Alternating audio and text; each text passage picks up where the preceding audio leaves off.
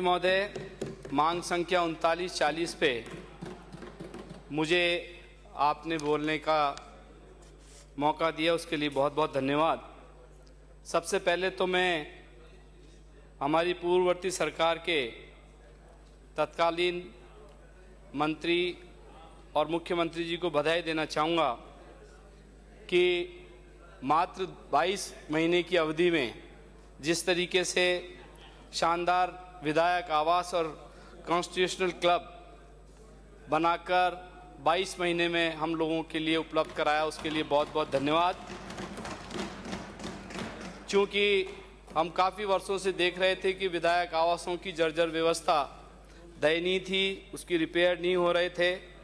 इसी तरीके से जब हमारी सरकार थी तब जयपुर शहर में यातायात के मद्देनज़र हवा सड़क एलिवेटेड रोड का निर्माण, ROB LC 70 Sitapura, ROB LC 200 Bassi, Jaipur Tonk road स्थित बम्बाला पुल का चौड़ाईकरण, ROB Jahota, LC 211 Jaipur Delhi railway line का विस्तार, जयपुर के 7 चौराहों को जिस तरीके से हमारी सरकार ने जो आज हम फेस कर रहे हैं ट्रैफिक की प्रॉब्लम को, उसको मद्देनज़र रखते हुए समय से हमने प्लानिंग की थी। मैं मंत्री जी आपका संज्ञान 10 तारीख को जो मैंने आपसे आग्रह किया था उसकी तरफ आकर्षित करना चाहता हूं, आपसे आग्रह करना चाहता हूं कि आपने सदन में खड़े होकर मुझे आश्वस्त किया था कि जो आपको एक कंप्लेंट दी है जिसमें हमारी सरकार के वक्त किशनपोल विधानसभा क्षेत्र में लगभग 270 करोड़ का सीवर के काम की सैंक्शन हुई थी, जिसका काम चल रहा था और चल रहा है। उसमें कुछ गंभीर इशू भ्रष्टाचार को रिलेटेड मैंने आपको बताए थे। पूरी फाइल मैं दस्तावेज आपको दिए और आपने मुझे आश्वस्त किया था कि 3 दिन में हम कमेटी बना के इसकी जांच कराएंगे। कृपा करके आपके जवाब में ये बताएं कि आपने उस प्रकरण में क्या संज्ञान लिया। दूसरी बात, उसी दिन मैंने आपसे आग्रह किया था कि जयपुर हमारा हेरिटेज सिटी है और यूनेस्को अवार्ड हमें मिला हुआ है। ये हमारे लिए एक गौरव की बात है कि जयपुर जो पिंक सिटी पूरे विश्व में विख्यात है, उसको विश्व धरोहर के रूप में जाना जाता है। आज उसका हाल बेहाल है। पिछले बजट में आप ही की सरकार ने लगभग 100 करोड़ रुपए से एक घोषणा की थी जिसमें कहा था आपने कि Jaipur world city heritage development plan बनाकर 100 करोड़ रुपए के कार्य किए जाएंगे। मैं समझता हूं कि आज तक आपने वो जो 100 करोड़ रुपए की घोषणा की थी उसका आप इनिशिएट करें। दूसरी तरफ एक गंभीर चर्चा का विषय है, अध्यक्ष जी आपका सभापति महोदय आपसे थोड़ा संरक्षण चाहिए, शांति हो हाउस में। अरे बातें मत कीजिए, आपके सदस्य मैं आपका ध्यान आकर्षित करना चाहता हूं कि मैंने आपको एक शिकायत दी थी कि हमारी हेरिटेज सिटी है, पुरानी हवेलियां हैं, पुराने मकान हैं, लगभग 72 से अधिक बिल्डिंगें ऐसी हैं जो जयपुर का स्वरूप खराब कर रही हैं। उसमें भी आपने आश्वस्त किया था कि मैं इस पे संज्ञान लूंगा। कृपा उसका भी बताएं कि आप जवाब में आपने क्या किया।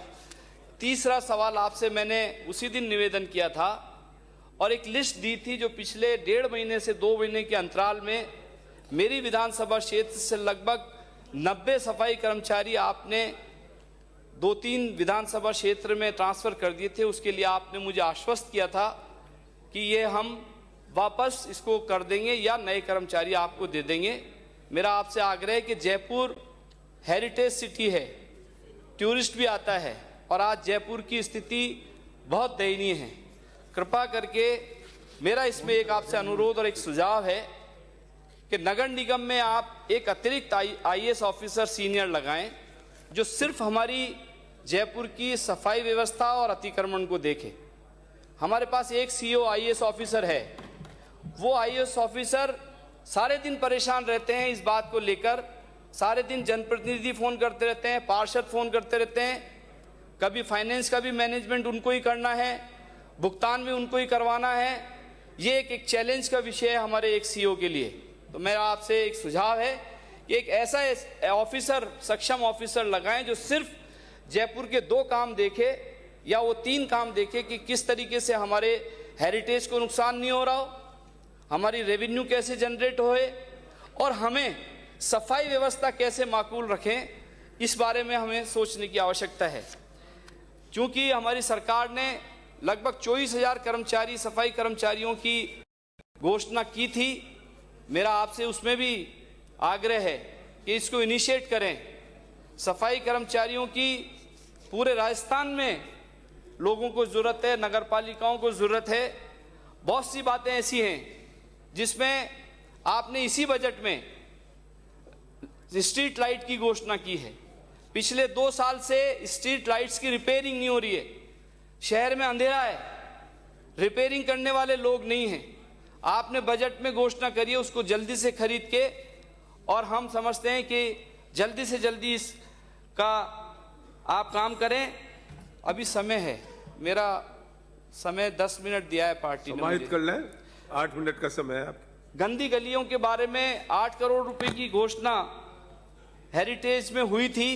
मैं आपसे उससे भी आपको याद दिलाना चाहता हूं कि इस पे भी आप इनिशिएट लें। शहर सड़ रहा है बुरी तरीके से, अतिक्रमण की भरमार है, लोग परेशान हैं। एक बहुत इंपॉर्टेंट इशू कि एक गरीब आदमी अगर 40 गज का मकान रिपेयर भी कर रहा है, प्लास्टर भी कर रहा है, पुरानी, अब की बारी बारिश बहुत हुई थी, बारिश होने की वजह से लोगों की हालात, हमारे यहाँ पुराने हवेलियां हैं, किसी के पास में 40 गज है, किसी के पास 50 गज है, किसी पास 3 कमरे हैं। आपका अधिकारी जाता है और जाके उसको एक नोटिस देता है। नोटिस इशू होता है 20 तारीख को, चस्पा करता है 24 तारीख को, और उसको 3 दिन का जवाब देने का अवसर देता है, जिसमें सैटरडे संडे आ जाता है, और मंडे को जाके सवेरे 6 बजे सील कर देता है। ये कहाँ का न्याय है? ये कौन न्याय देगा? हम और आप मिलके इस बात को नहीं करेंगे तो कौन आएगा? इसके लिए हमें गंभीर चिंता इस बात की है कि 40 से 50-60 गज वाले मकान को आप रिपेयर नहीं कर सकते, और 500-500 गज की हवेलियां तोड़ के बेशुमार इमारतें कॉमर्शियल कराई जा रही हैं। इसलिए मैं आपका ध्यान दिलाना चाहता हूं, बहुत सी बातें हैं। मैंने आपसे जो 3 प्रश्न किए, कृपा करके उसका जवाब अपने जवाब में दे दें। अंत में मैं सिर्फ इतना सा कहूंगा कि जो आपने बजट में घोषणाएं की हैं, जो मेट्रो का, रेल कॉरपोरेशन के साथ आपका जो अनुबंध हुआ है भारत सरकार का, जिसमें आपने फेज 1 में जिसकी डीपीआर बनी थी हमारे वक्त पे, उसमें रामगंज के से लेके ट्रांसपोर्ट नगर तक का जो बड़ी चौपड़ से लाइन जा रही थी, उसमें आपने किसी विधायक के दबाव में रामगंज स्टेशन को इसको एलिमिनेट कर दिया। जबकि उसके अंदर आज भी अगर आप देखेंगे, कॉन्ट्रैक्टर से बात करेंगे, हमारी वर्क ऑर्डर में है वो स्टेशन, और फिजिबिलिटी है, उसकी फिजिबिलिटी हुई तभी स्टेशन बना था। उसके अंदर आधे अधूरे स्टेशन को आपने बाईपास कर दिया। मैं समझता हूं इसमें विचार करने की जरूरत है। एक तरफ हम ट्रैफिक से जूझ रहे हैं, और ये आप इसका, मैं समझता हूं कि इसका जवाब देंगे। बहुत सारी बातें हैं, लेकिन मैं सिर्फ अंत में, सभापति महोदय, आपने मुझे